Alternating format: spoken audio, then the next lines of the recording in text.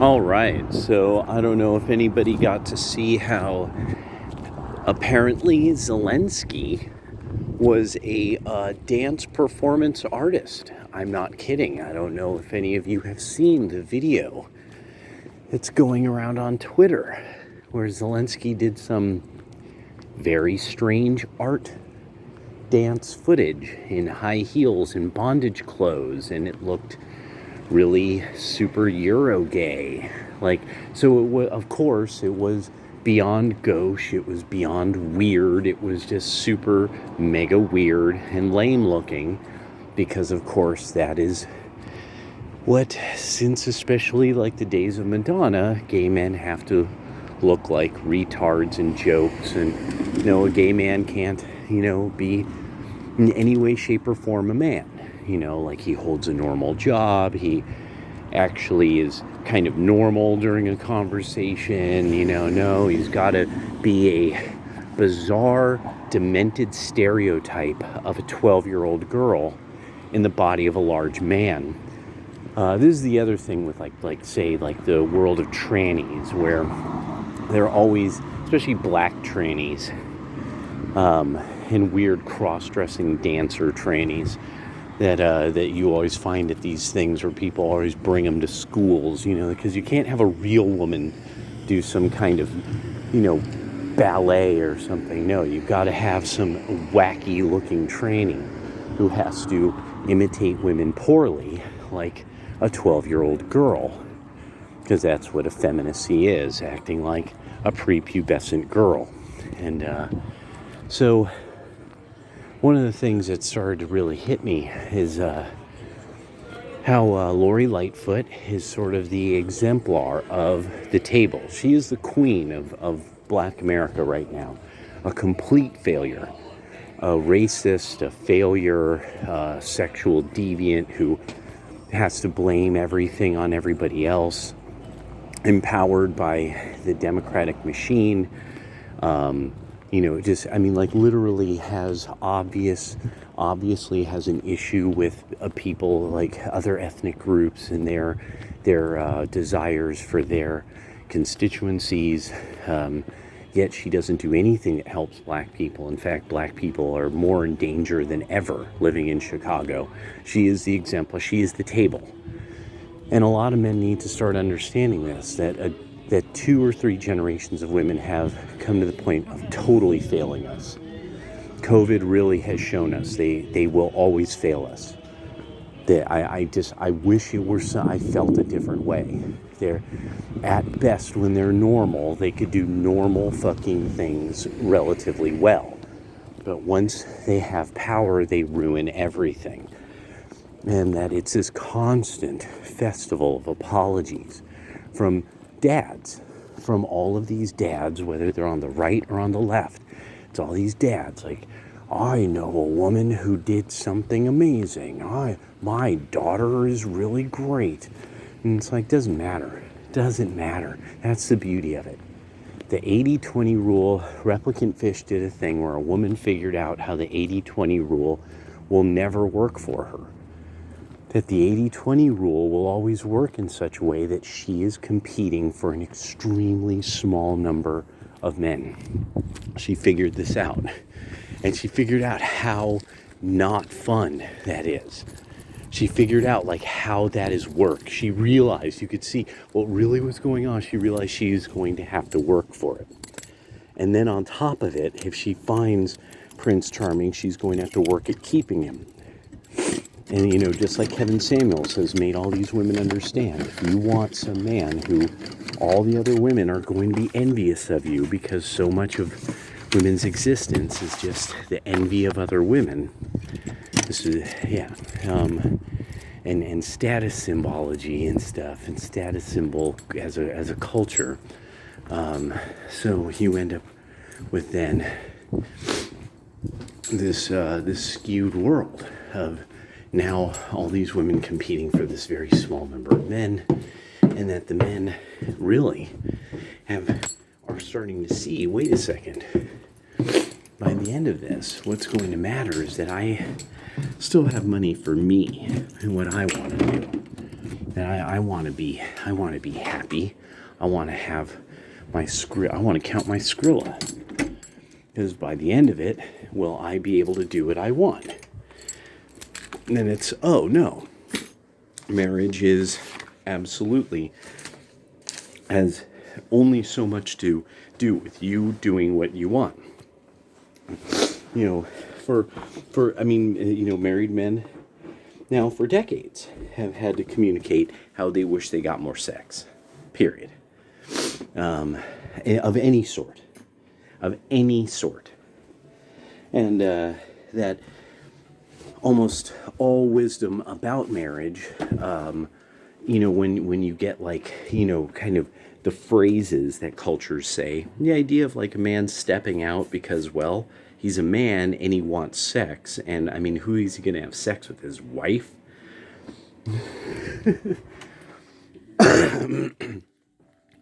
Please take my wife, please. People don't remember why that was funny. Well, because they don't really get it. They don't get the context of the day. Take my wife for example, please. Take her away. So it more and more I'm starting to understand this kind of thing that, like turd flinging monkey and all them, and Aaron Clary, often will warn people, like, don't get too caught up in being like, oh, damn, the women, the fucking women, blah, blah, blah. But now I'm at this stage where I'm just I'm looking at the Twitter takes, and I'm looking at and I'm just like, how did we ever, like, no wonder we had so many wars. If this is what women offer, no wonder we have war. Women can never bring peace. Let me just put it that way. Women in charge, no matter how much power they have, if they were given, when they have the keys to the kingdom, they have a whole city, whole states under their control, and they can't do shit right. Let's just put it that way. Look at Oregon. Look at Michigan. Look at Chicago. They can't do it right. But then I have to sit back and say, well, then there's Kristi Noem. She did it right. So obviously there's some percentage of them. And so this was then one of the things I was thinking about watching that replicant fish video is, gentlemen, find a nice one. Find one. She's probably probably going to be at best cute. It's going to be cute. Pretty. Cute. No, not beautiful. No. The beautiful ones are mean. Beautiful ones tend to be mean. The beautiful ones, nobody's ever popped them one. They've never been really afraid, So they life has never been mean. Life has never knocked them down a notch.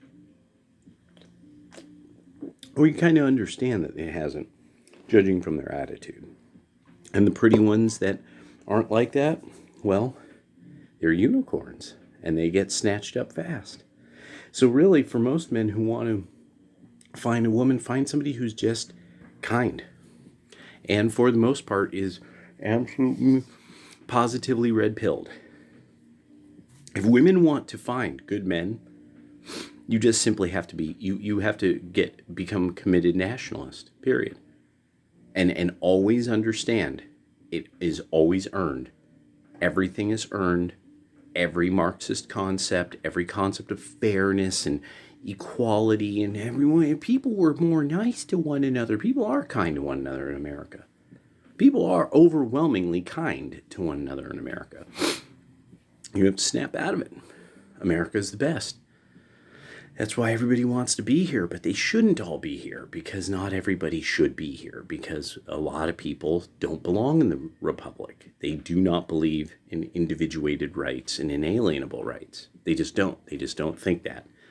They believe in some weird they're still savages. They're savages who still don't understand the idea of ownership of property, so they can't understand rights. This is one of those things that, like, Briefolt really gets into. that what is happening is that the people who are socialists, they're just savages. They're just people who are returning back to the savage state of humanity. That they'll do the licentiousness and non-ownership of anything and the worthlessness of men. That's a savage society, not a civilized one. In a civilized society, there is no more magic. There's science.